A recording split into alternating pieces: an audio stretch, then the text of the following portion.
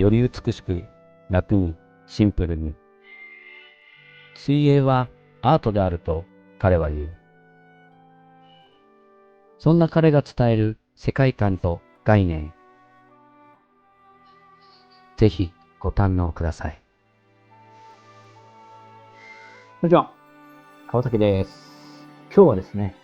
今まで触れたことのない平泳ぎについてちょっとお話しさせていただければと思っています。今日知っていることを知ってると知らないで、結構今のお悩み、それが足のお悩みかもしれないですし、ブレスのお悩みかもしれないですし、いろんなお悩みあると思うんですけど、今日やっていただくことやっていただくと、ちょっと変化するかなと僕は思っていますし、これまでね、10万時間以上レッスンしてきてますから、その中でやっぱりこれいいなと思ったりとか、今でもそういう風にレッスンさせていただいている内容を皆さんにもシェアできればと思っていますので、ぜひ使っていただいて、意見を、感想を感じていただけると嬉しいです。なので今日は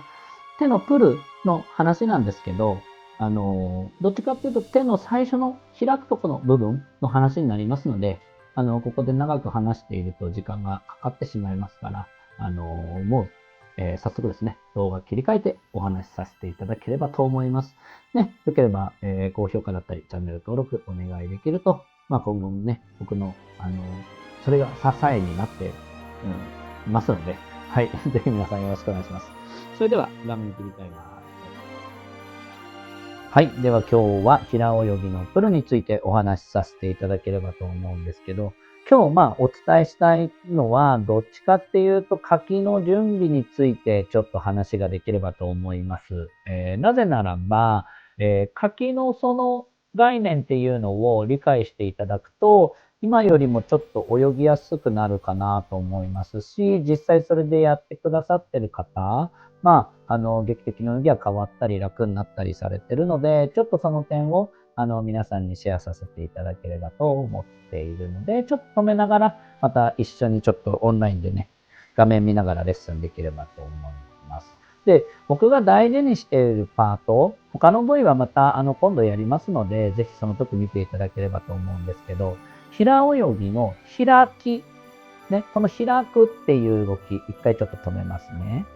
ここの開きの部分が結構ポイントではないかなとずっとコーチを10万時間ぐらいやってて感じることです。この開きが何の役割をしているかっていうことで全然変わってくるのかなと思っています。なので、開く動作、書く動作、戻す動作、それぞれのストーリーが明確であるっていうのが僕が大事にしていることなんですけど、そのパートの今日は開くっていうことについてちょっとお話しさせていただければと思うんですけど、この開くって、キャッチって言われたりもしますけど、僕はキャッチっていう概念は他の泳ぎでもあんまりないので、それを抜きでちょっとお話しすると、開くっていうのは、いわゆる、次にある書きのための準備なわけですね。で、その準備に準備、より書きやすいところに移動するための準備の時間なんですよ。なので、そこが書きになってしまうと、ブレスのタイミングがずれたりしてきてしまうので、この書きの役割、最初の開きの役割って結構重要だと思います。で、ここ、大事なのは、準備っていうことを頭に置いて考えると、毛伸びの速度、いいですか？毛伸びの速度と同じぐらいの速度で開くのがポイントです。この感じ。なぜならば、次の書きに向けて毛伸びの速度を減速させずに、密かに書ける位置に移動したいわけですよ、この時は。で、この時書きになってしまうと、推進力が生まれたり、抵抗も生まれたりすると思うんですけど、そういうの、プラマイゼロと考えた方が僕はいいと思っているので、毛伸びをビューンってしたら、密かにもう移動してるんですね。で、その速度は毛伸びに合わせてあげるっていうのが結構ポイントです。で、その後、書きして、手を戻すって、これはまたね、今度話させていただければと思うんですけど、開くっていう、この開くっていう動作が皆さんがここがもし力強く賭けになってしまっている方は、